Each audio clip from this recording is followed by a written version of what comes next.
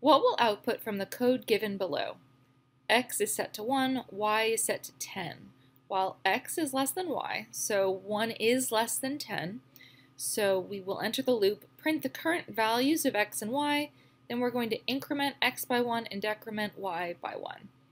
Okay, so the first time through the loop, X is 1, Y is 10, we're going to print those values, just like that. So we can already tell that the answer is going to be A, because we have 1 and 10.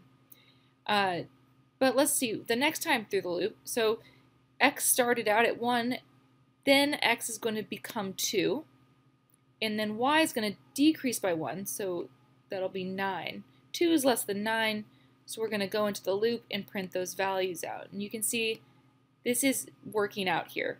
2, 9, so X values are going to increase by 1 each time, Y values are going to decrease by 1 each time, until X is not less than Y anymore. So the answer here is A.